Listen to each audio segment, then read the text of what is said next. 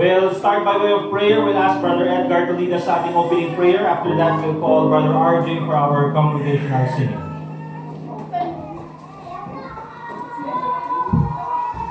Let's pray. Dear Lord, once again, salamat po sa araw na ibigay niyo para worship, connect ng salita. We pray pag po ay mag-bless sa message and we pray na i-guide niyo po ang pastor sa paghatid ng mensahe. Nagiging po sa aming makikinig ay karoon po ng understanding through the Spirit. And we pray in Jesus' name, Amen. Let's open our songbooks po on page 215. Let's sing Heaven Came Down. Kumakit po tayo ng masinga. Amen. Amen. Page 215.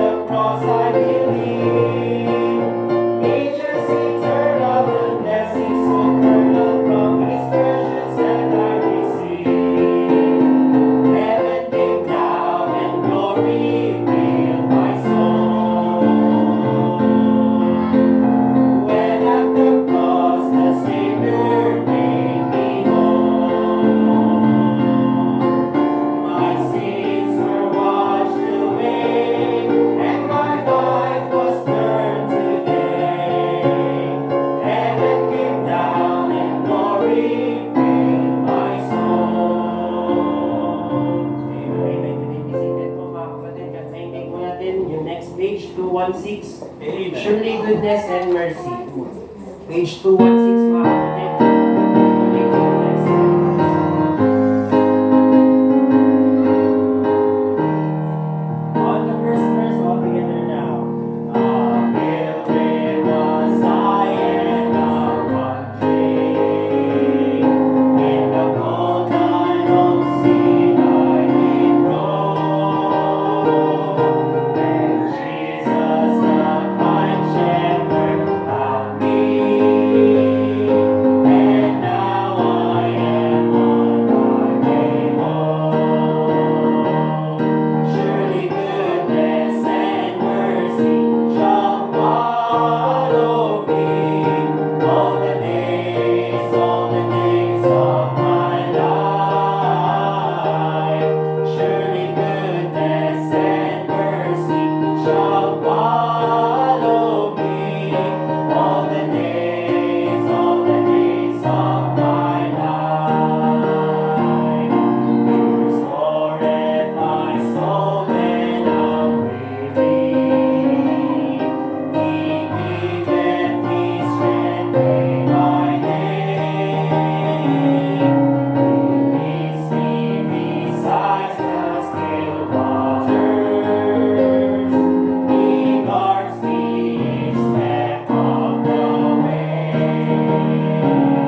Surely goodness and mercy shall follow me all the days of my life. Surely goodness and mercy shall follow me all the days of my life. Mercy. When I walk through the dark, lonesome valley, my Savior will walk with me there, and safely His great hand will lead me to the mansions He's gone to prepare. Surely goodness and mercy shall follow me all the days of my life. Surely goodness and mercy shall follow me all the days of my life. And I shall dwell in the house of the Lord forever, and I shall feast at the table spread for me. Surely goodness and mercy shall follow me all the days of my life.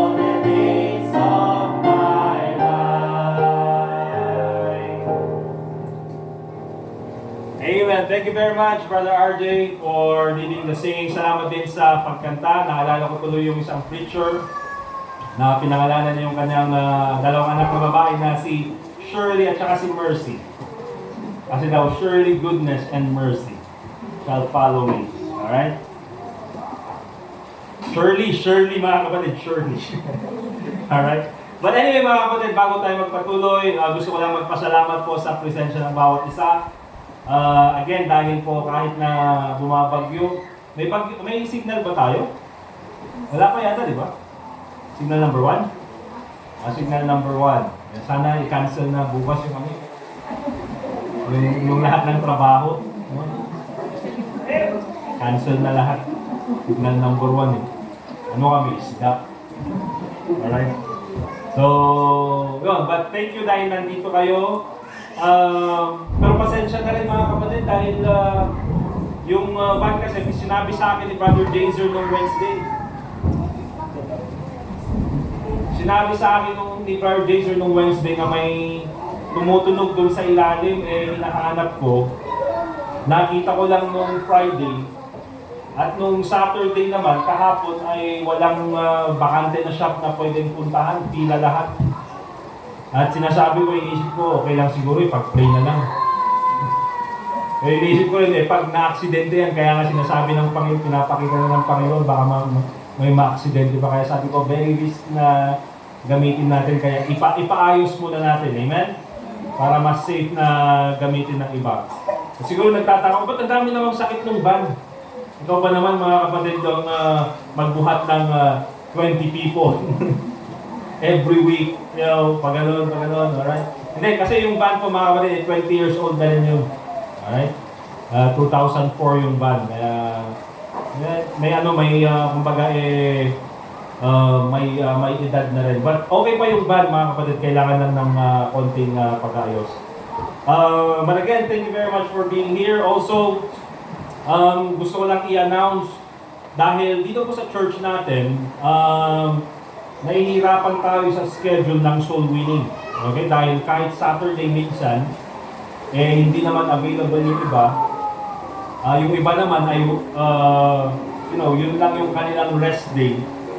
So ayoko namang obligahin na lahat pumunta sa church at mag-soul winning. Katulad ko mga kapatid, wala po akong rest day kasi Monday to Friday work, tapos Saturday, Sunday work pa rin naman ito. Okay? So ang gagawin na lang natin para lahat ay mas maka-join sa soul winning ay this coming Sunday mga kapatid, dito tayo mag-lunch. Okay, lahat tayo mag-lunch tayo dito. Hiramin natin yung susi dun sa, ang tawag dun sa ating pantry. Dun sa ating kitchen. At dun tayo magluto. Okay, subukan nating i-dismiss ng maaga yung service para makapagluto tayo. And then mag-lunch tayo dito. And then after ng lunch, mag-soul winning. Amen? So at least mas marami tayo, andito na tayo sa church. And also at the same time, yung mga magpa-practice ng songs or magpa-practice ng mga musical instrument, pwede nang gawin next Sunday. Okay? So yun lang naman po yung immediate na announcement. Meron po ba tayong mga kapatid or members dito sa church na may sakit ngayon aside from kila Brother Anthony? Na kailangan ipag-pray, meron po ba? Wala naman? Okay? So ipag-pray lang natin sila Brother Anthony at si Sister Rosalie yung kanyang exam ngayon. Alright? But anyway mga kapatid, again, thank you very much for being here. We'll have... Every first Sunday. Kailan yun? Next Sunday? Okay lang mag-second Sunday kayo? Okay lang, kahit this coming October lang. Okay? Ano ba yung October 6, no? Yung first? Paki-check na. Then this coming Sunday, October 6. And then yung Sunday after, October 13. So, October 13 po yung ladies. Okay? October 6 is, kasi kailangan natin gawin ito mga kapatid, mahirap na tawag doon, mawala yung ng matagal yung soul winning in the church. So, kailangan natin gawin next week, or next week na, October 6. Okay? Alright, so wala nang announcement, let's go ahead and have one more song. After that, we'll have our special number. Garda Stevens. Sophia?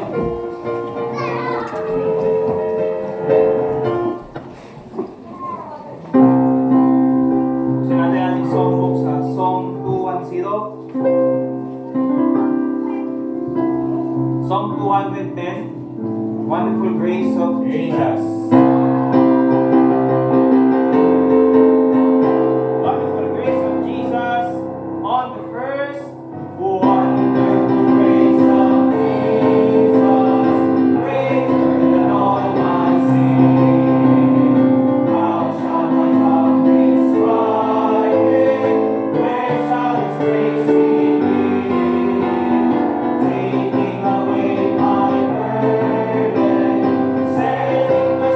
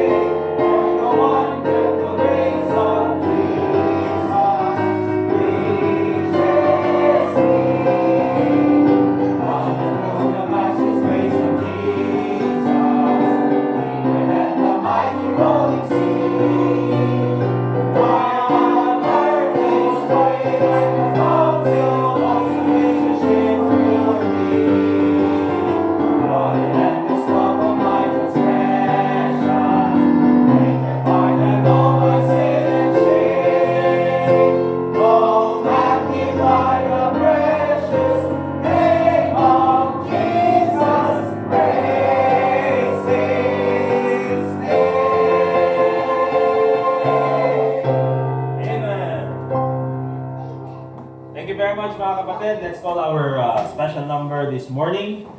And then after that, we'll prepare para po sa ating preaching.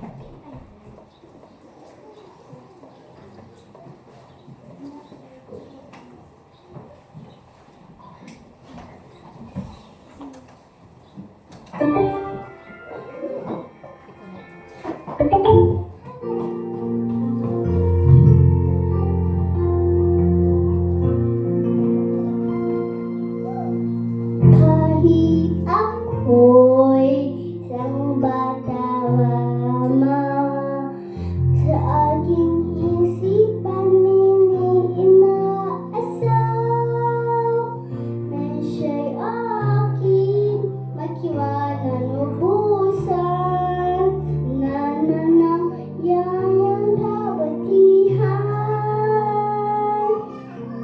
Sa tuwina ay aking dinadarawi, ako'y wagi maging masunuri, maging babait, maniibigi. Sa'yo, Jesus, aking kapawi, sa aking paglakim ko sa'yo'y wawayo. Diyos mananatiga dito sa aking puso, may aking susundin, may kaniyang kawan. Ikaw, Jesus, ikaw Ama, ngayon at kailanman.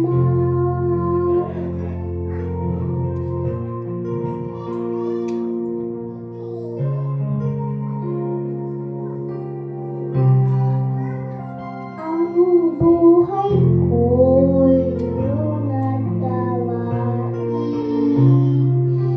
ang hilig nakakang kapiling.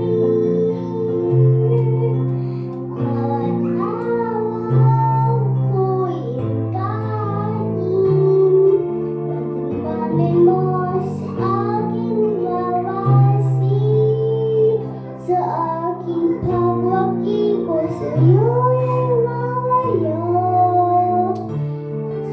Mananatili ka dito sa aking puso'y may aking susundin, may kaniyang kawan. Ikaw, Jesus, ikaw Ama, ngayon at kailanman. Sa aking pagwaki ko sa'yo'y wawayo. Gusto mo nang natili ka dito sa aking puso, may aking susundin, may kaniyang kawan. Ikaw, Jesus, ikaw Ama, ngayon at kailanman.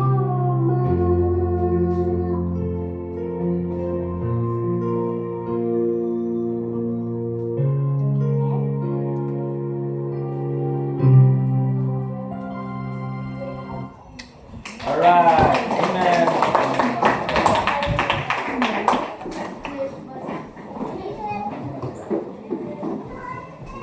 Hindi lang yung kanta ng bata, kanta rin ng mga adults. Dapat, feeling ko ako ay maging masunuri. Dapat mga adults masunurin din. Mabait. Alright, thank you very much, Mir. Good job. Buti na lang nagmana ka kay mami mo. Then, mana rin yan kay Brother Jager, okay? But, okay, let's go ahead and get our Bibles, mga kapatid. And, We'll open our Bibles in Psalm 122.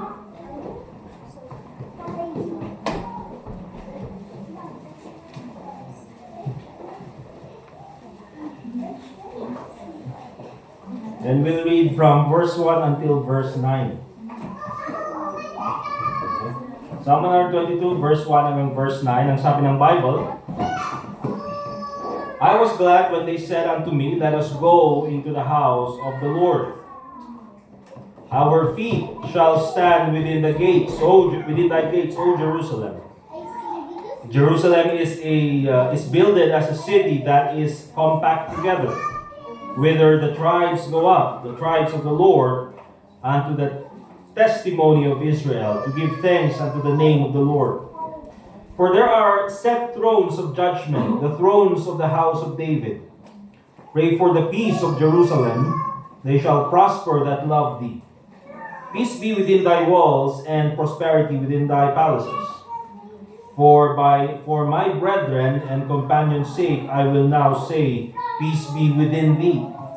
Because of the house of the Lord our God, I will seek thy good. Ang title po ng ating pag-aaral, mga kapatid, this morning is Developing Gladness, or How to Develop Gladness when we go to the house of God. Okay? Ano po tayo magkaroon ng kagalakan pag tayo po ay pupunta sa tahanan ng Panginoon? Okay, let us pray. Dear God, Heavenly Father, once again this morning kami po ay nagpapasalamat at kami po ay andito muli sa aming meeting place this morning. And we know, Panginoon, that there are many reasons why kami ay nagiging malungkot at wala pong kagalakan.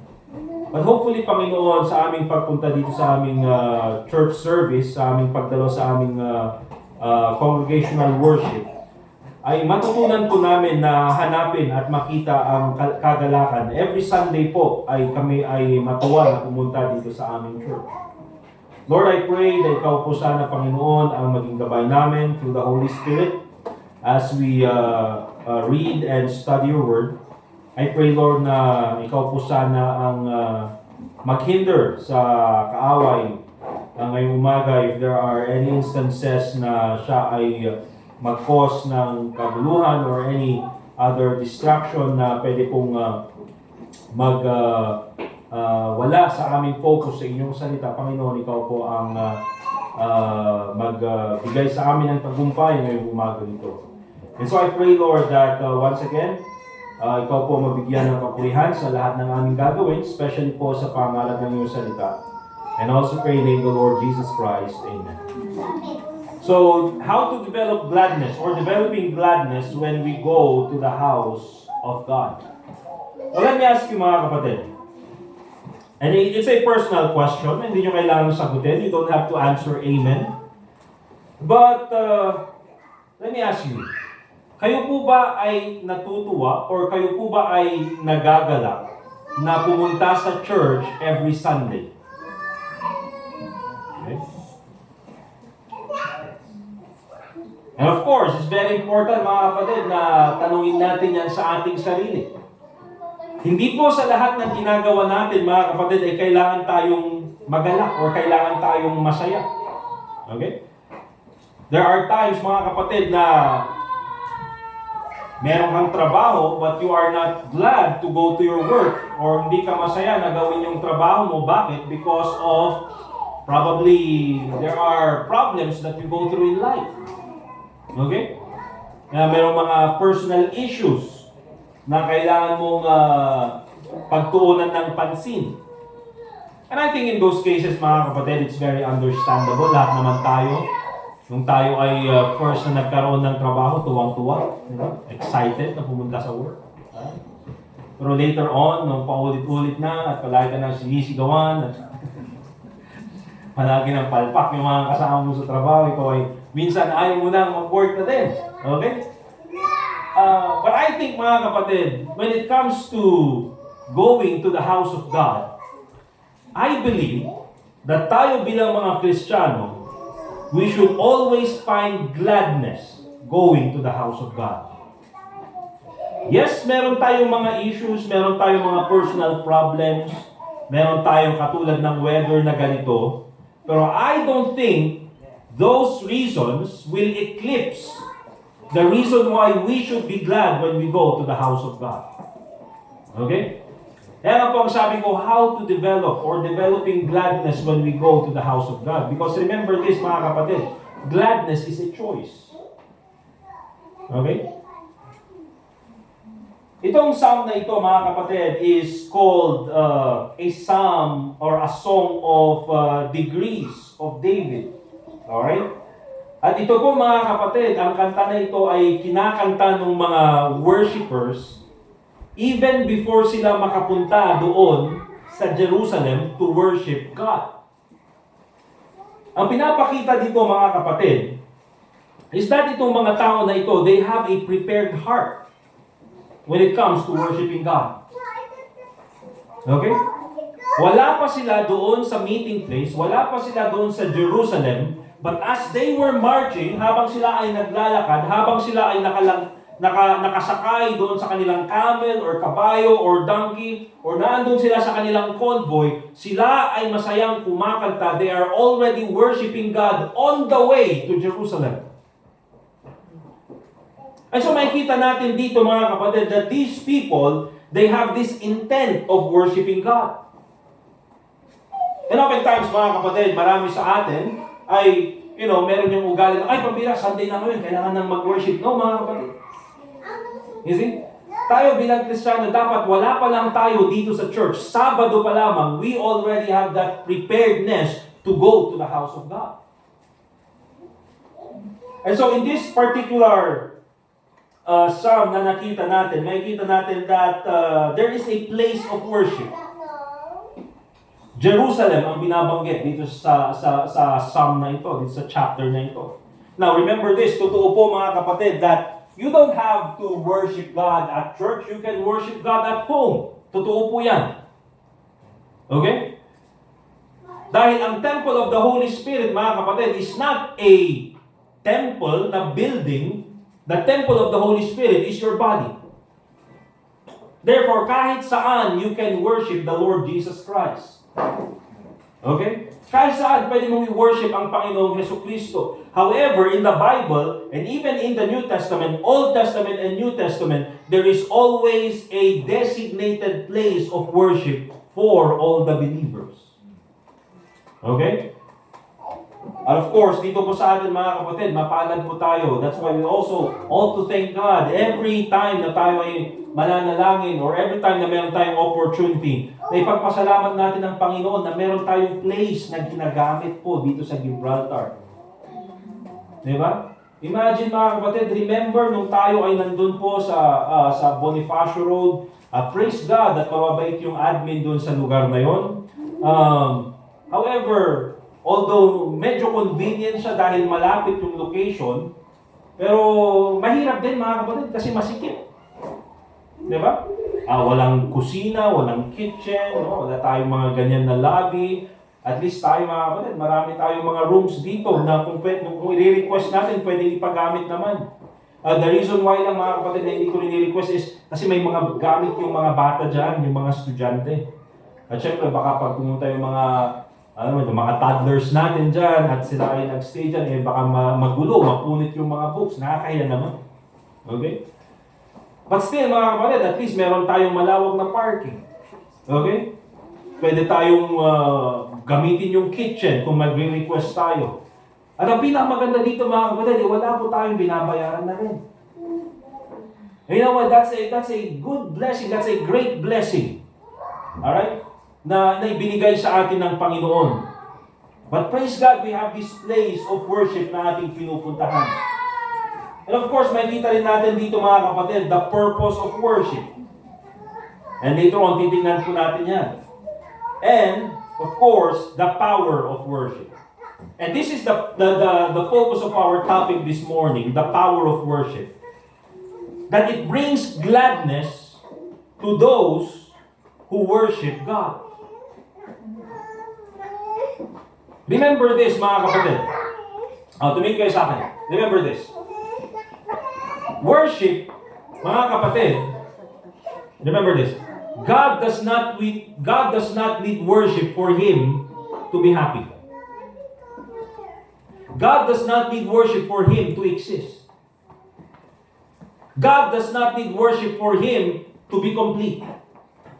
Remember that. Dahil in the Bible, before pa ang Panginoon ginawa niya ang tao, the Trinity already existed. And in that Trinity, mga kapatid, God the Father, God the Father, the Word, and the Holy Spirit, they are in complete fellowship with each other. Okay? Masaya. There is completion. There is fulfillment. So worship, mga kapatid, does not complete God. You know why? Worship completes those who worship God. Bakit? Because that is our worship. That is our purpose. That's the reason why God created us, for us to worship Him. Kaya po ang tao, mga kapatid, who refuses to worship God, itong mga atheists, itong mga haters of God, itong mga ayaw, mag-submit sa salita ng Panginoon, and ayaw pumunta sa church because of their pride or because of any other reason. Itong mga tao who refuse to worship God, they live miserably. You know why? Because worship is not for the completion of God. Worship is for the completion of man.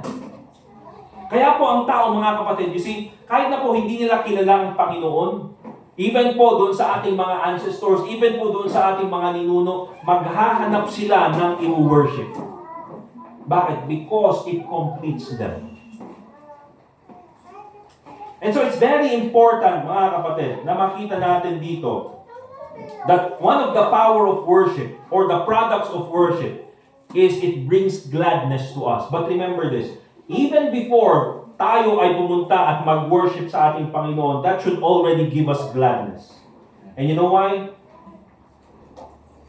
Because first of all, natitingnan natin in our points this morning, how to develop gladness when we go to the house of God is number one, we have to know the purpose of going to the house of God. You have to know the purpose of going to the house of God. You see, mga kapatid, knowing affects our perspective. Ang ibig ko sabihin, kaya minsan mga kapatid, di ba, kapag meron tayong pupuntahan or merong ipapagawa sa atin, okay? Ano sasabihin? Tara sa SM. Ano sasabihin mo? Bakit? Kung gagawin natin doon? Diba? So yes, punta tayo sa SM, pero anong gagawin natin doon? Bakit? Because you need to know the purpose. Bakit ka pupunta doon? And based on that purpose, dyan nakabase yung gladness mo. Sasabihin mo, tara sa SM, bakit? Window shopping lang? Huwag na, maglalakad pa ako doon, daming tao, traffic, di ba? Pero pag sinabi mong, tara sa SM, bakit? Libre kita? Okay, tara. Okay, yun pala yung purpose, ha? You see? So dahil nagbago yung purpose or nakita mo yung purpose, mga kapatid, it changes your idea, it changes your perspective. Okay? So know the purpose of going to the house of God. That will develop gladness sa iyong puso. Look at Psalm 122 verse 4.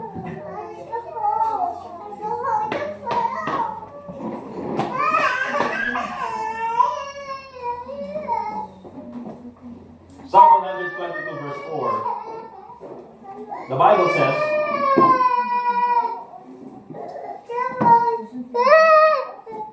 whither the tribes go up, the tribes of the Lord. Okay, ito po yung mga tao ng Panginoon. And the Bible says, unto the testimony of Israel, to give thanks unto the name of the Lord. Now, isa sa mga purpose of us going to the house of God, of course, apart from worshiping God, yan po yung pinaka-purpose natin. Okay? One of the purpose why we come to the house of God, first of all, is to hear God's Word. Amen? Amen po ba, mga kapatid? Yan po yung isa sa mga purpose kung bakit tayo pumupunta ng church. And I believe it's very important na makita natin at malaman natin na pag pumunta tayo sa church, uy, papakinggan ko yung salita ng Diyos. Okay? Uy, pagpunta ko sa church, kakausapin ako ng Panginoon through the preaching of the Word of God.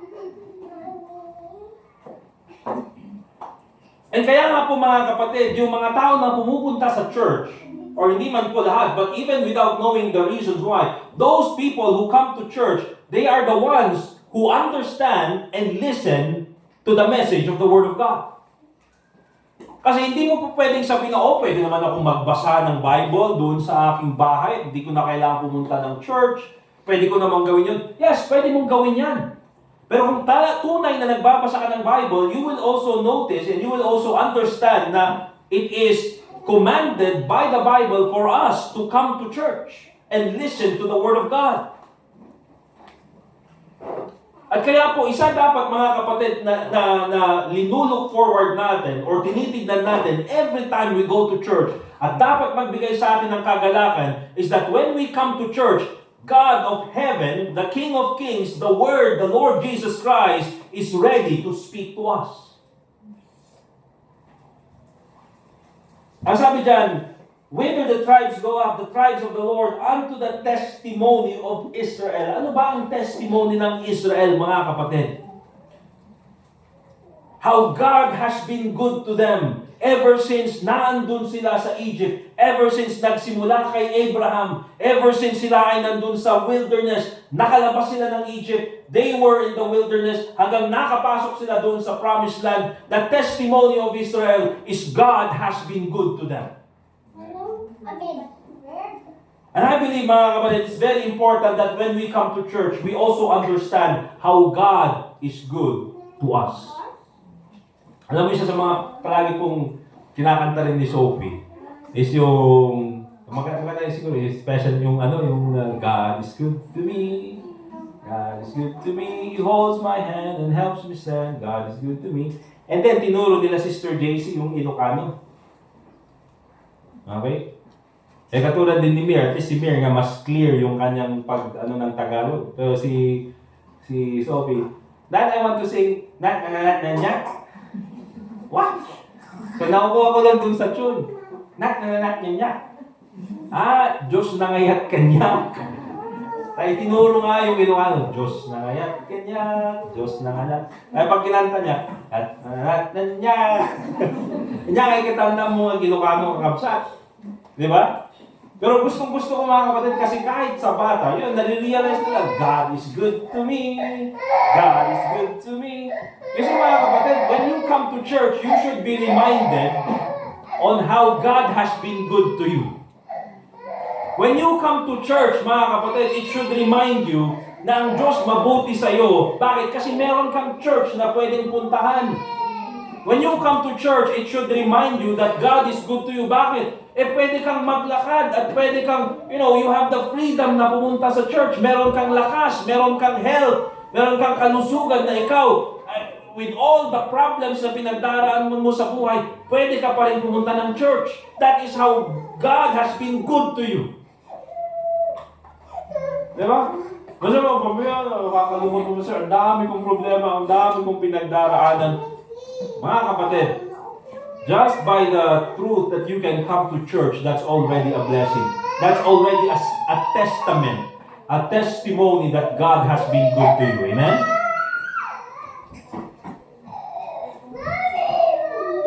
Let's go to Nehemiah chapter 8. Nehemiah chapter 8. Ito po basahin natin. Nehemiah chapter 8.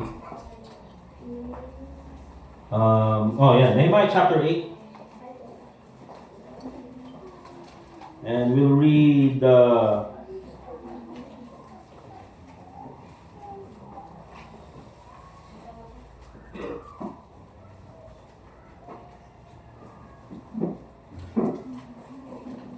Nehemiah chapter 8 and we'll read verse 8 hanggang verse 12.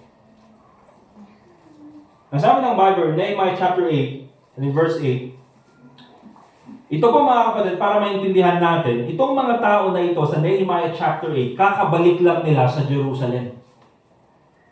Nanggaling po sila doon sa Babylon at 70 years. Remember this mga kapatid ha? 70 years, hindi nila napakinggan ang salita ng Diyos. Or pinagbawalan sila na magkaroon ng public gathering at i-worship ang Panginoon.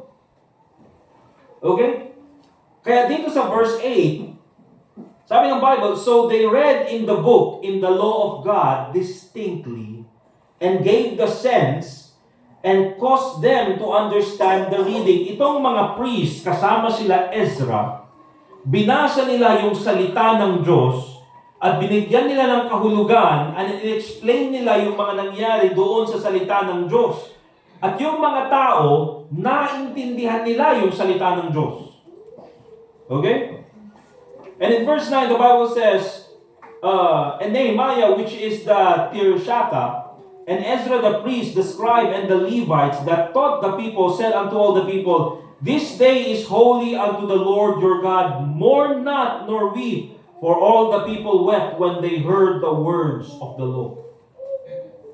At kaya yung mga tao, mga kapatid, ganun na lang yung kanilang pagtangis dahil for a very long time, napakinggan nila yung salita ng Diyos. Verse 10, then he said unto them, go your way, eat the fat, and drink the sweet, and send portions unto them for whom nothing is prepared. For this day is holy unto our Lord. Neither be ye sorry, for the joy of the Lord is your strength. So the Levites stilled all the people, saying, hold your peace, for the day is holy, neither be ye grieved. And all the people went their way to eat, and to drink, and to send portions, and to make great mirth. Bakit? Because they had understood the words that were declared unto them. You see, mga kapatid, napakaganda po mga minamahal na pag tayo ay pumunta sa church, naintindihan natin yung salita ng Diyos na binasa sa atin. And that's why this is also very important that for us preachers, when we preach the Word of God, we preach the Word of God. When we preach the Word of God, hindi po yung aming salita. Pero dapat ipakita ng preacher kung ano yung sinasabi ng salita ng Diyos. Dahil yan po yung sinasabi natin na kakausapin ka ng Diyos. Remember this, ang preacher po pwede magkamali. Or pwede po akong, i-twist yung scriptures. Pero tulad ng sabi ko, meron po kayong Holy Spirit at meron po kayong hawak na Bible.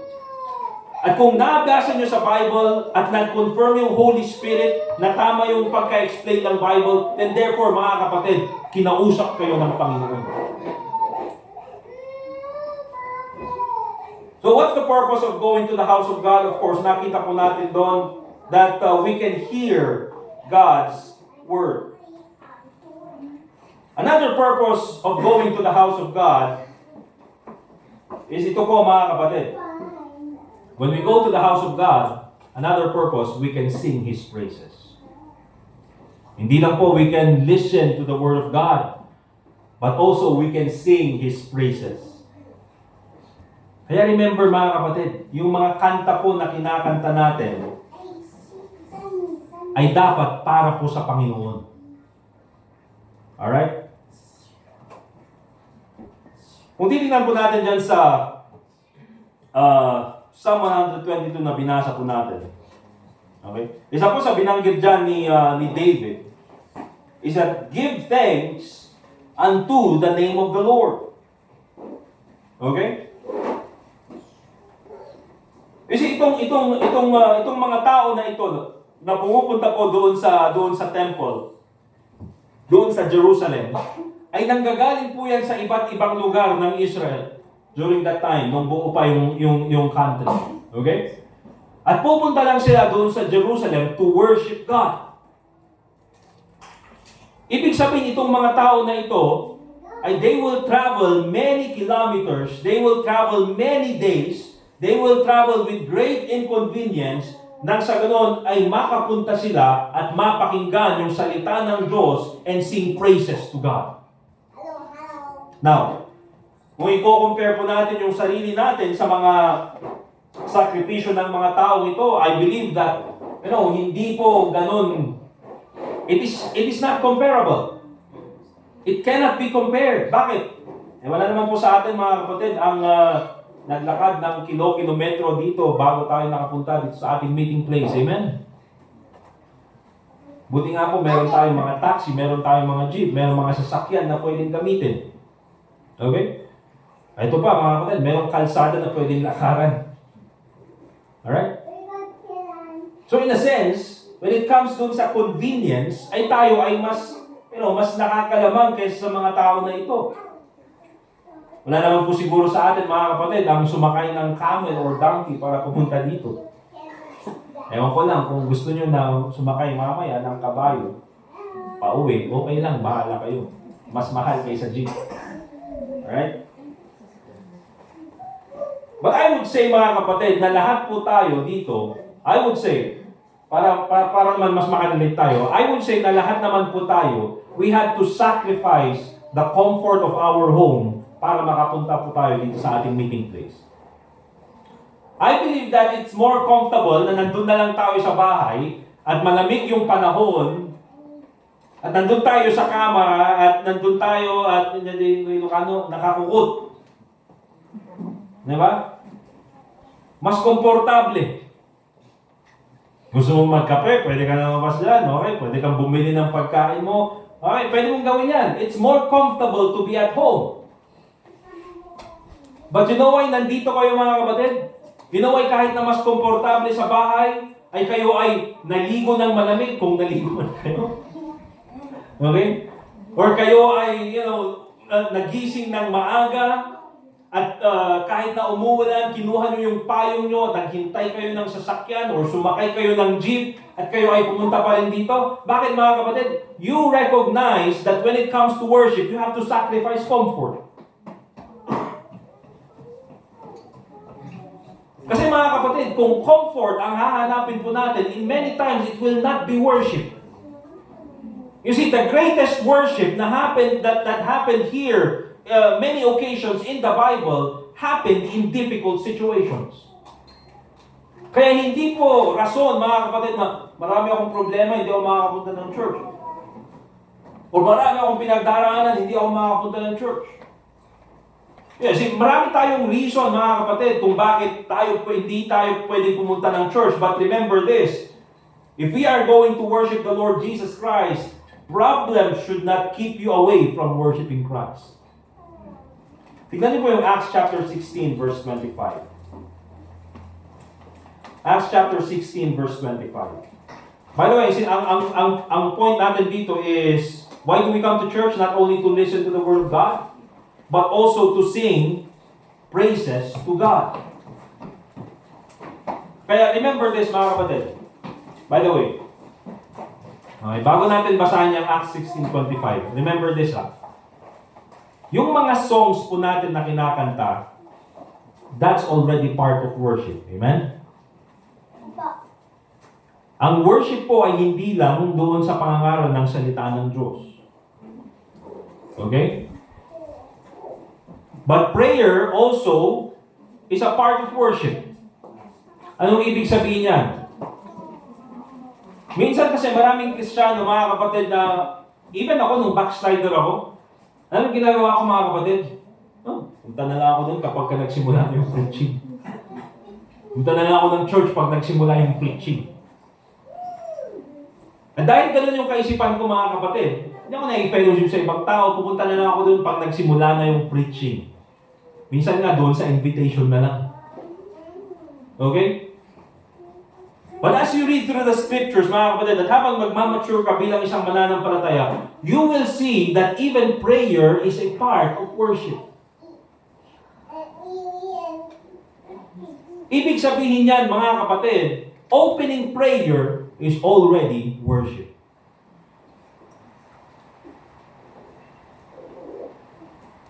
Hindi lang po yung preaching ang worship. Hindi lang po yung congregational singing ang worship. Opening prayer pa lang, mga kapatid, part na yan ng worship. And so it's very important for us na i-recognize yan. But dyan sa Acts chapter 16 verse 25, look at this. And at midnight, Paul and Silas prayed. At anong ginawa nila? While they were at prison for preaching the gospel and sang praises unto God. Sabi ng Bible. And the prisoners heard them. And so ano ibig sabihin nito? Itong si Paul and Silas, may matinding pinagdaraanan. Bakit? They were obedient to the Word of God. Sinunod nila yung kalooban ng Panginoon, pero yung ginawa ng mundo sa kanila, nilagay sa kulungan. And so kung meron mang may taong rason not to worship God, it would have been Paul and Silas. Pero yung ginawa nila nung nandun sila sa kulungan, they worship God with praises of songs. At hindi lang yan, it was not just a personal worship, it was a public worship. Bakit? The prisoners heard them. And so remember this, mga kapatid, worship Christ even if you have problems. Isa po sa mga pinakamagandang gawin, mga kapatid, remember this. Kung meron kayong pinagdaraanan ng problema. Minsan pag may problema, mahirap magbasa ng Bible. Amen po ba? Kasi parang wala sa kalooban. Parang, I will just say, wala sa mood. But you know what? Isa sa mga pinakamagandang gawin to put you in the mood is to listen to gospel songs. Okay? Don't you see, mga kapatid, doon pa lang sa mga kinakanta natin kanina, makulimlim yung panahon at parang medyo, makulimlim din yung mukha ng mga members. Pero just by listening or singing, heaven came down and glory filled my soul, makes your mood change. Wonderful grace of Jesus, surely goodness and mercy shall follow me. Itong mga songs na ito, mga kapatid, kahit doon sa Sunday school, okay, there shall be showers of blessing, heavenly sunlight. Itong mga songs na ito, mga kapatid, it was prepared months ago. Hindi po yan pinili kanina lang, it was prepared months ago. Ang kung titignan po natin, it suits the occasion. So remember, mga kapatid, when we come to church, we sing praises to God. So when we sing praises to God, you do your best in singing. Amen? You participate in singing. Gawin mo yung best mo na kumanta. Pag sinabi ng song leader na, mga kapatid, let's go ahead and worship the Lord Jesus Christ, kumanta po tayo ng may kagalakan. Amen? Huwag na akong ganun, garo. Wala ka nang sumagot. Diba? Kanta po tayo ng may kagalakan. Amen? Amen. Kanta po tayo ng may kagalakan. Amen? Amen. Di ba kung may ganun? Sige, yung song leader, okay na rin. Kasi pag hindi kayo sumagot, okay. Wala na rin gano'n yung song leader. Eh, hindi naman tayo, mga kapatid, yung katulad ng mga charismatic na kailangan may zumba-zumba pa para... Okay? But remember this, nandito ka na rin lang, mga kapatid, to sing praises to God. Then do your best to sing to God. Amen? Number 2, how to develop gladness when we go to the house of God. Number 2 is this, know the people who gather at the house of God. Dapat alam natin, or kilalanin natin, or kilala natin, yung mga tao who gather, the people, know the people who gather at the house of God.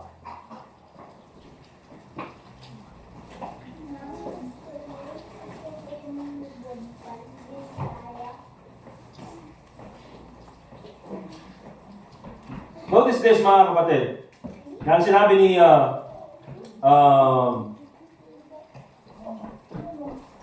ni David. Sabi niya ganyan, I was glad when they said unto me. Okay? So may nagsabi sa kanya. Sinabi niya that, let's go to the house of God. When they said unto me. So David found gladness in going to the house of God. Bakit, mga kapatid? Because you will not be alone going to the house of God. You see, isa po, mga kapatid, sa minsan hindi natin binibigyan ng pansin. When we come to the house of God, ay yung mga tao nakatabi natin. Yung mga tao nakasama natin sa church. Yes, we come to the house of God to worship the Lord Jesus Christ. We come to the house of God para po pakinggan natin yung pangaral ng salita ng Diyos, para magbigay pugay at kumanta tayo ng mga magagandang kanta para sa ating Panginoon. Pero hindi lang naman ikaw yung kumakanta. Hindi lang naman ikaw nakikinig ng salita ng Diyos. Meron ka rin mga kasama dito sa loob ng ating bahay-sambahan who are worshiping with you. And so it's very important to know these people. Look at Psalm 122, verse 1. Sabi nga doon, I was glad when they said unto me, let us go into the house of the Lord. Remember this, mga kapatid. Tayo po dito sa ating church, we have differences of opinions about many things. Hindi po tayo pare-parehas ng upbringing, hindi po tayo pare-parehas ng pinanggalingan, hindi po tayo pare-parehas ng spiritual maturity, hindi din tayo pare-parehas, mga kapatid, ng when it comes to, I would say, ideas or even in some occasions, minor doctrines. Okay? Meron po tayong mga pagkakaiba. And I think that is wonderful. Ang pangit naman, mga kapatid, kung lahat tayo pare-parehas. Parang ang boring. Okay? Parang kakain ka ng adobo, karne lahat. Karne lahat, walang soy, walang paminta, walang awan suka, awan asin. Hindi mo matatawag na adobo yun, mga kapatid. Matatawag mo siyang adobo dahil may meat, may soy, may vinegar, may pepper, lahat ng yan. Okay? And of course, I think that is what makes a church, the differences that we have. But also, we have common things with each other. Nandito tayo, of course, bakit? Because we have the common salvation. Amen? We are here because we are saved by grace through faith. Do you agree? Amen po ba? Nandito tayo because we have the common Savior.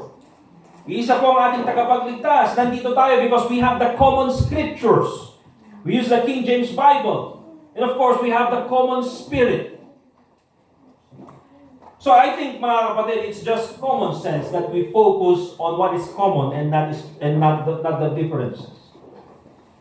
So let me just give you, mga kapatid, siguro mga ilang tips on how to, fellowship, how to be more in fellowship with the people around us. Number one, mga kapatid, very important, just share a smile. Amen? Sige nga po, share a smile please.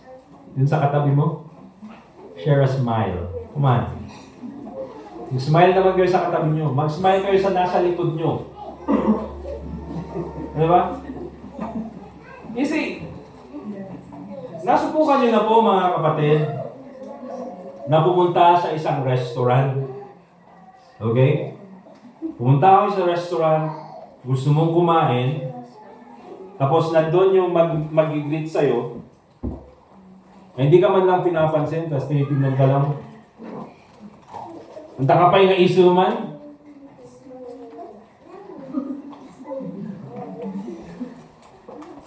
Nagsaserve po ba kayo ng lunch? Bakit po? Diba, parang masaya ba ito sa ginagawa niyo? Masaya ba ito sa trabaho niya? Parang, sa mga HRM kayo, di ba? Importante ba ang pag-smile sa mga clients, sa mga customers, sa ginagawa niyo? Di ba? Importante. Sa lahat po, mga kapatid. Kahit sa business, hindi lang sa HRM, lahat. At kahit sa workplace. Di ba? It's very important to share a smile. Bakit? Yung smile na yan, it is the number one language that says, you're welcome here. Okay?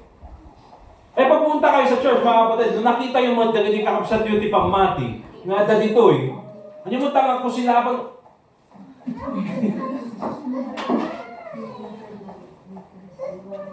Kailangan mo tapos nakatawa. Exaggerated naman, mga kapatid. Ano yung mga kusilapan, isuman nyo. Ay, hello. Hello, ano pang pangalan mo? Alright? I-greet nyo naman. See, just share a smile. It changes a lot of things just by smiling at others. Oh, harap kayo dito, tingnan nyo ako with a smile. Ginagawa ko si may pinakamagandang smile. Smile kayo sa akin, smile. Ayan. Oh, yan. Ganyan, kung kaya niyong gawin yan, mga kapatid, baka pwede niyong gawin sa mga katabi niyo. Secondly, ito, very important, say nice things to each other. Okay? Say nice things to each other. Of course, kung may pag-fellowship ka sa isang tao, gusto mo naman na yung may mga sinasabing maganda sa'yo or about sa'yo. Hindi yung, siguro pupunta ka doon, uy, pangit naman ng damit mo. Diba? Kung pangit naman ng lipstick mo. Or, puro pamumuna na lang yung sinasabi. Of course, maganda mga kapatid na yung makasalamuhan natin is the people who will say nice things to us.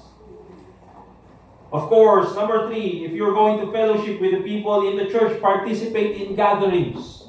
Participate sa mga programs ng church. O meron tayong soul winning.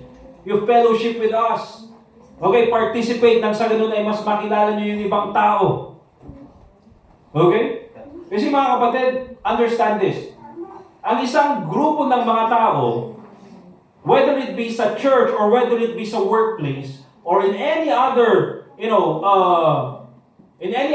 I would say, organization or even kahit sa loob ng pamilya, they are happier when they accomplish something together. Okay? Pag meron silang na-achieve at meron silang na-accomplish together, they are much happier. Bakit? Because they experience the same things. So participate in gatherings. O my ladies fellowship. Participate. Okay? May soul winning. Participate. Ito very important. Don't assume the worst from others. Don't assume the worst from others. Anong ibig sabihin yan? Magbigay ako ng illustration. For example, pumunta ka ng church at merong member na may member, pumunta ka ng church at may member na ang sama ng tingin sa'yo. And oftentimes, ang tao, normally, ang sasabihin nila, ba't kaya ang sama ng tingin ng tao na ito sa akin? Titignan ko nga rin ang masama. Kitang tanong, sino mapuyat? Sige. Tantaman mo sino. Alright?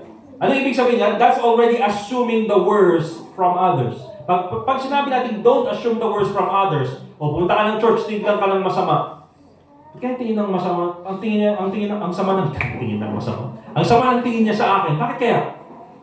Ang isipin mo, so that you do not assume the worst from others. Isipin mo, ay baka may sore eyes lang siya. O, di ba? So at least yun, mga kapatid, you're not assuming the worst from others. Because oftentimes, when you assume the worst from others, it's the wrong assumption. Kung sama ng tingin niyo sa akin, siguro may sama ng loob ito sa akin. Pumunta kang ganyan, ba't ang sama ng tingin mo sa akin? May gusto ka bang ano? May sore eyes lang ako, sis. May sore eyes lang ako, Brad. May sore eyes pala yun, di ba?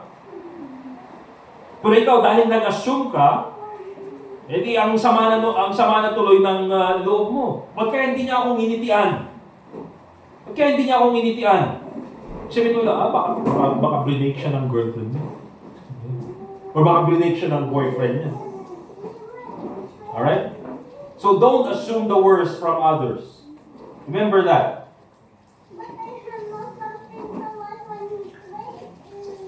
But also, number 3, tingnan po natin. Very important na makita po ng bawat isa sa atin.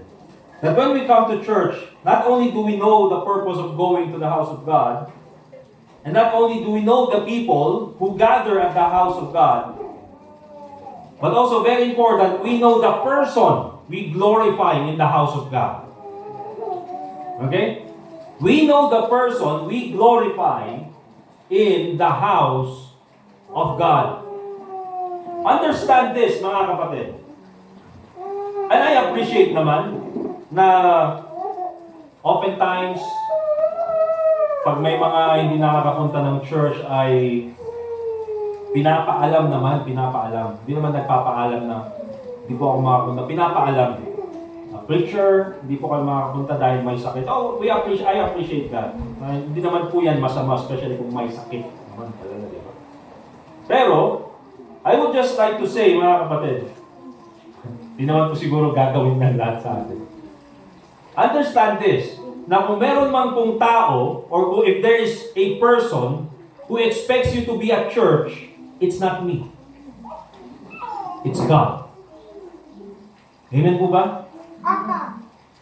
Because it is God who we're supposed to worship when we come to church. Amen? At ang Panginoon din ang nagsabi, not forsaking the assembling of ourselves together as the manner of some is, as He said in His Word. So kung meron mang pong person who expects you to be at church, it's God. Okay? Kaya kung magpapaalam kayo na hindi kayo makapunta ng church, magpaalam kayo sa Panginoon. Panginoon, di pa ako makapunta. Now, I'm just saying that, mga kapatid. Of course, kung may hindi kayo makapunta ng church, sabihin nyo sa akin, ipaalam nyo lang, hindi ipaalam nyo. I appreciate that, mga kapatid. But the point here is this. The person who expects you to be at church the most is God, not me. Bakit? You come to church not because of me. You come to church because of God. You know what, mga kapatid? Mas maraming mga Kristiyano minsan mas takot pa sa pastor kaysa sa Panginoon.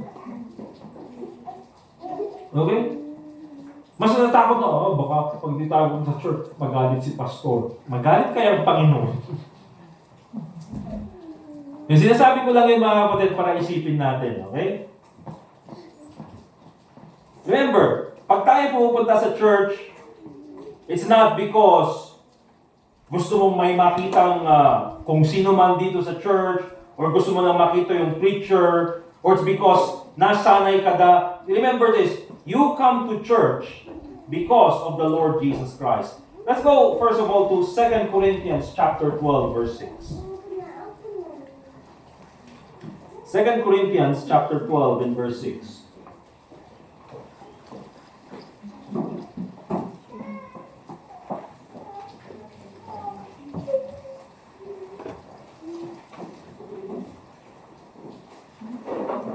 Second Corinthians chapter 12 verse 6, ang sabi ng Bible, sabi ni Paul, "For though I would desire to glory," at kung meron man talagang ipagmamayabang, si Paul maraming pwedeng ipagmayabang. Pero sabi niya, hindi ko gagawin, hindi ako mangmang, I shall not be a fool. For I will say the truth. Ang sabi niya ganyan, but now I forbear.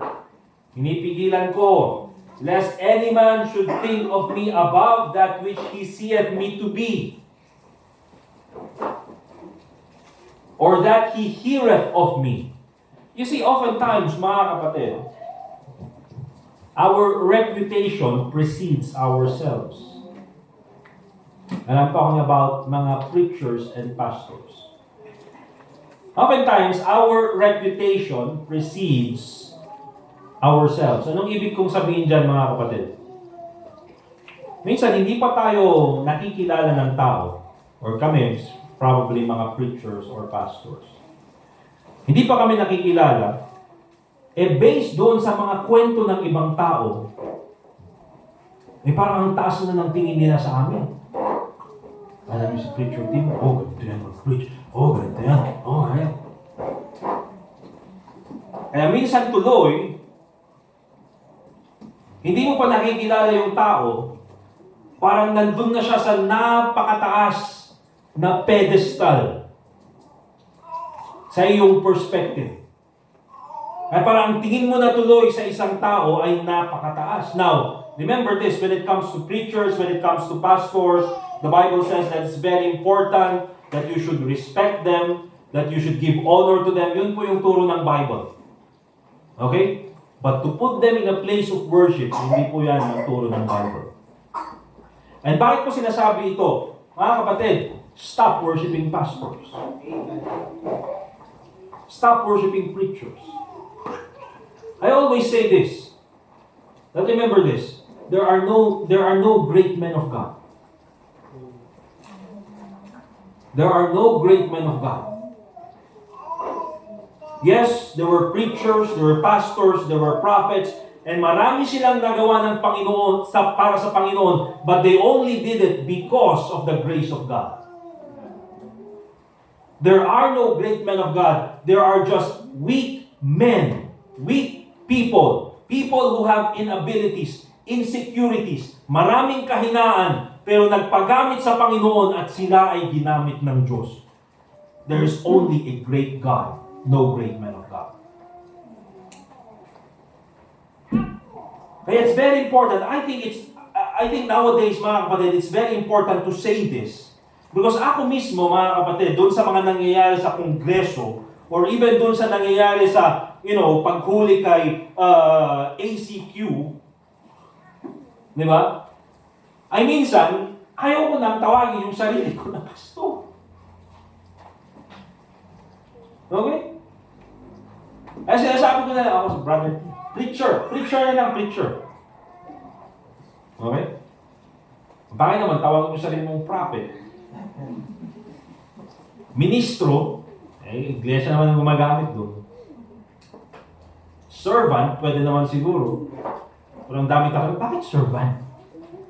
Parang false humility na naman. So, brother na lang, brother na lang. Okay? Preacher na lang, mas okay pa. Alright? Because oftentimes, ang sinasabi dito ni Paul, but now I forbear, lest any man should think of me above that which he seeth me to be, or that he heareth of me. You see, minsan mga kapatid, we put these preachers in a very high pedestal sa ating buhay, sa ating puso. And ang problema dyan mga kapatid, pag linagay mo sa masyadong mataas na lugar, pag nahulog, basag na basag.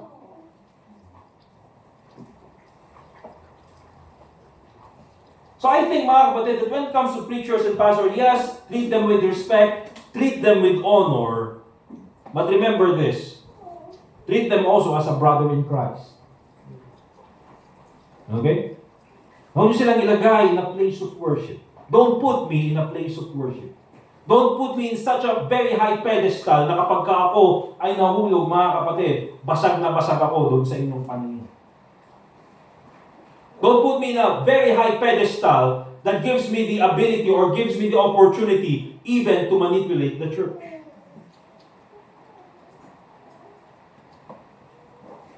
Bakit? Because when we come to church, when we talk about the church of the Lord Jesus Christ, there's only one person we worship, that is the Lord Jesus Christ. Amen? Amen. Now, let me just give a few of this. If we are here to worship the Lord Jesus Christ, remember this, then our worship to Him must be intentional. Sabi ng Revelation chapter 4 verse 11, Thou art worthy, O Lord, to receive glory and honor and power, for Thou hast created all things, kasama ng mga tao, and for Thy pleasure they are and were created. You and I are created to please God. Amen? Huwag mo natin tatanggalin yan sa ating kaisipan. Whatever you do, isipin mo, am I pleasing God? Yes. When I go to church, am I pleasing God? Yes. Doon sa aking trabaho, am I pleasing God? Yes. Okay? Yun yung isipin po natin. Now, if we are here to worship the Lord Jesus Christ, tulad ng sabi ko, then our worship must be intentional. Katulad nung ginamit ko ng example in our introduction, itong Psalm 122, yung mga tao going to worship the Lord in Jerusalem, kinakanta na nila ito. They do not sing this in the tabernacle because yung kanta is, I was glad when they said unto me, let us go into the house of the Lord. Alam naman kakanta mo yan, doon ka na sa house of the Lord. Kakanta mo yan, on the way going to the house of the Lord. Okay? So, ibig sabihin, itong mga tao na ito, they worship God intentionally. And what does it mean to worship God intentionally? See, when you worship God intentionally, there will always be preparation. Bakit? Because intention. If you intend to do something, you prepare. If you intend to go to school, you prepare. Okay? So, ibig sabihin, if you intend to worship God, you have to be prepared. What are the preparations, practical preparations na kailangan natin gawin? Number one, remember this. Prepare your clothes when you come to church. Prepare your clothes when you come to church. Okay? And alam niyo po mga kapatid, ang aking standard when it comes to clothing, when it comes to church, hindi po ako doon sa mga pinakamagarang damit. Okay? Bakit? Kasi hindi po tayo pupunta dito sa church para makita kung sino yung may pinakamagarang damit. Ako man po mismo mga kapatid, ay ayoko po yung mga magagarang damit. Okay? Kasi ayoko yung malayo pa lang, nakikita ko yung si preacher ko yun. Bakit? Naka-orange. Ayoko. Gusto ko yung regular lang na damit. Okay? And when I say, prepare your clothes when you come to church, what I mean is this. Kahit na anong damit, mga kapatid, as long as decente sa harapan ng Panginoon. Hindi po kailangan yung pinakamamahalin.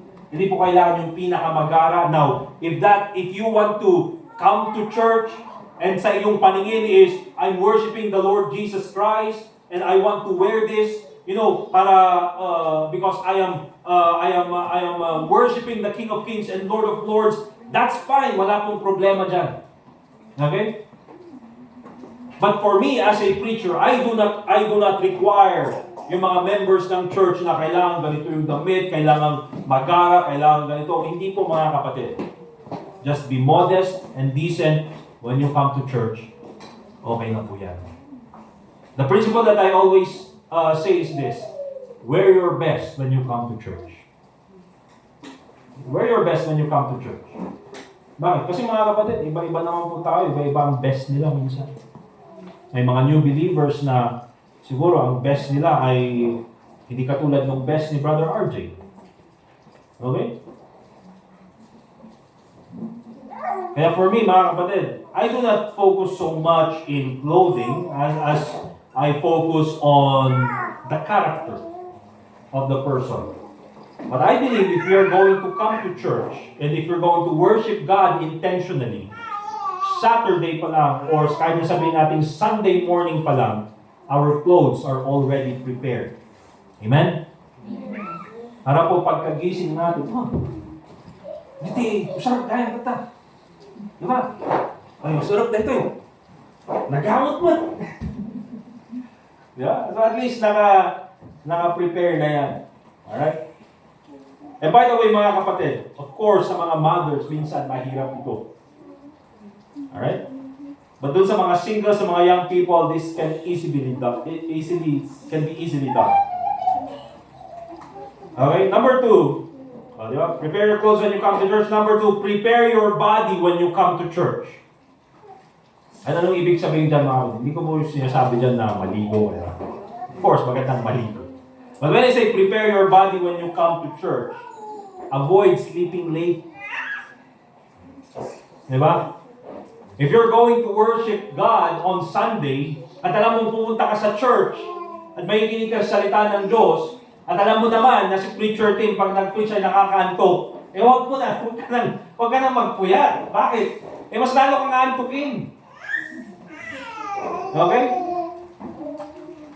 Kung meron man sigurong napupuyat lang dapat ako lang. Bakit ako nag-prepare ng preaching? Alright? But prepare your body when you come to church. And ito, very important, mga kapatid. Ito, very important. Listen to this. Prepare your heart when you come to church. Prepare your heart when you come to church. And what do I mean by that? When you come to church, remember this, expect to be blessed. Hindi yung pumunta ka na, tayo man the church. Remember this, expect to be blessed when you come to church. Manalangin ka. Pray that God will speak to you through the preaching of God's Word. Ipanalangin mo na ikaw ay maging blessing din sa iba pag pumunta ka sa church. Ipanalangin mo si preacher nang sa ganun ay makapag-preach siya ng maayos. Panalangin mo yung mga kasama sa church. Panalangin mo yung ministry. Prepare your heart when you come to church para pagdating mo sa church, you are already set in becoming a blessing to others.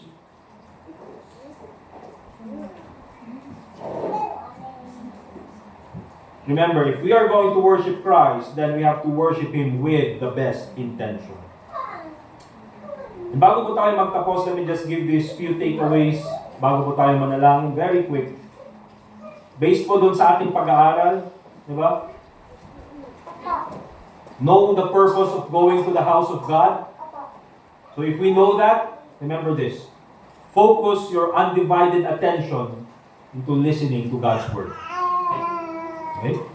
Nandito ka na rin lang mga kapatid, doon sa church, nandito ka na rin lang at nakikinig. Give your full attention into listening into the Word of God. Secondly, fellowship with other believers. Nandito ka na rin lang sa church, learn to fellowship with other believers. May pagkumustahan. Smile to others. Okay? And lastly, number 3, fix your heart into worshiping Christ. Oftentimes, mga kapatid, the reason why hindi tayo nabibless is because there's a problem in our heart. Okay? So it's very important. Because there's no problem when it comes to worshiping Christ. There's no problem when it comes to God's Word. Minsan ang problema yung puso natin. So when you come to church and you're going to worship Christ, fix your heart or set your heart into worshiping Christ. And so that is how we develop gladness when we go to the house of God. Let us pray. Dear God, Heavenly Father, once again, we thank you for this time na kami po ay nakakinig ng iyong salita. Muli po, Panginoon, Ikaw ang maging gabay namin sa aming patuloy na paninindigan sa inyo. Lord, continue to give us grace and continue to give us mercy. I pray, Lord, na Ikaw po muli ang makipag-usap sa bawat sa amin. And also, Panginoon, as we pray to you this morning, I pray, Lord, na Ikaw po ang magbigay kasagutan sa hiling ng bawat isa. But more importantly, Panginoon, Ikaw po ang bumago sa puso ng bawat isa sa amin as we pray individually sa oras na ito. So once again, Panginoon, thank you for the time you have allotted to us that we can listen to your word. Once again, I pray that the Holy Spirit will continue to speak to our hearts and to our lives this morning. All this I pray in the name of the Lord Jesus Christ. Let's continue to pray, mga kapatid. If there's anything na gusto niyo pong dalhin sa Panginoon, pray to God. Sige po.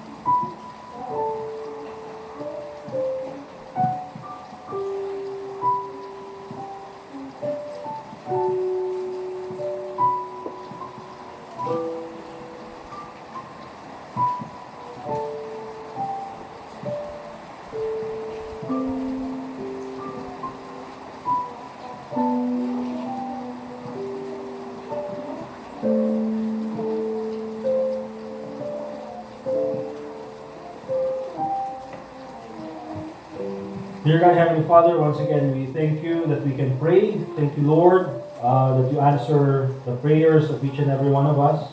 Lord, I pray na Ikaw pong bumago sa puso ng bawat sa amin. Kung meron man po kami, Panginoon, na nakita sa pangaral ng iyong salita na dapat po namin ayusin sa aming sarili, I pray, Lord, na Ikaw pong magbigay sa amin ng humility para gawin po itong mga bagay na ito. But also, Panginoon, we thank you for all the reminders that we have heard. We thank you, dear God, again, that we can be a blessing to one another this morning. Once again, dear God, we praise you and we worship you and we love you for everything that you've done for us. And also pray in the name of the Lord Jesus Christ. All God's people say, Amen po, mga kapatid. Let's go ahead and give our offerings this morning. Tawagin po natin si Brother John Mark. Okay.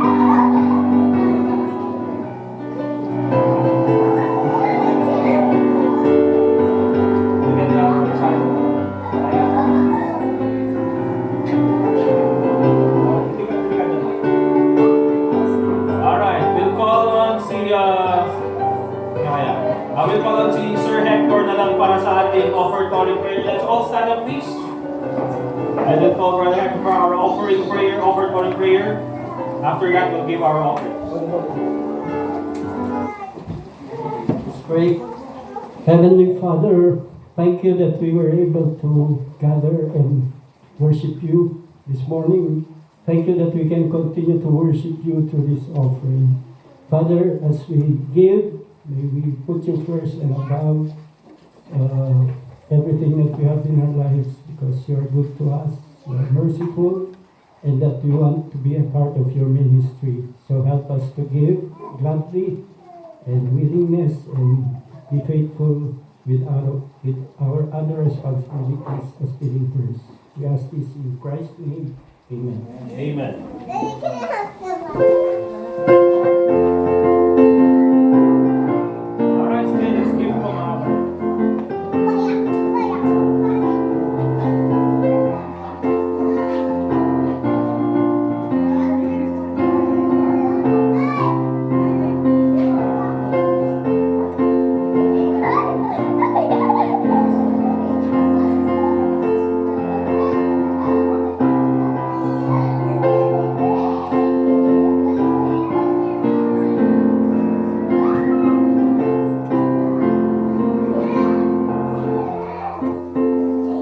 Alright.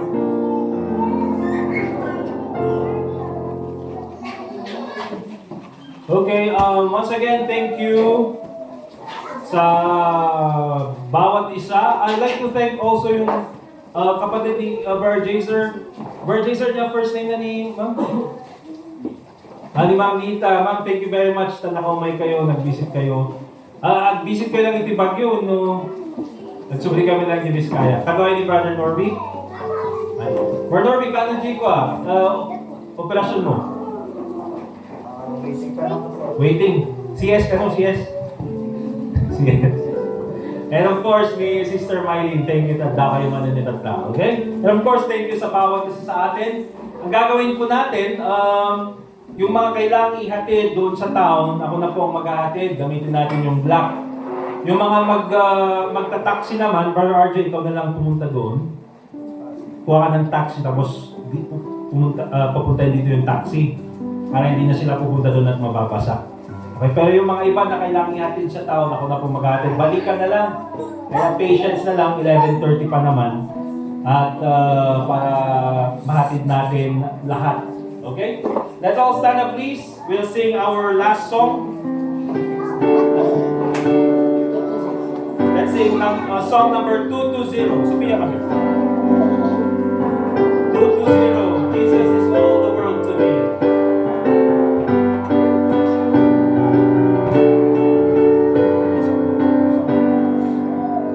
Alright, all together on the first stanza. Pagkatapos po nito, we'll ask si Brother Jaser for our closing prayer. Song number 220, all together. Jesus is all the world to me. My life, my joy, my all. He is my strength from day to day. Without Him I would fall. When I am sad, to Him I go. No other one can cheer me so. When I am sad,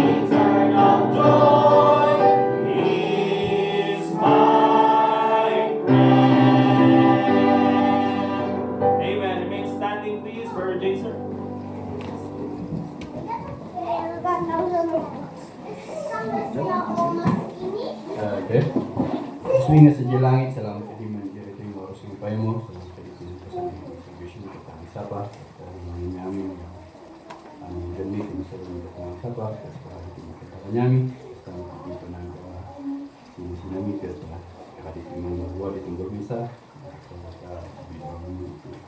Salamat kayo ng tao. Salamat sa itin. Sa isa pa. Amen. Amen. Thank you very much mga kapatid. We're dismissed. Let's fellowship for a while. Yung mga kailangang ihatid, sabihin nyo lang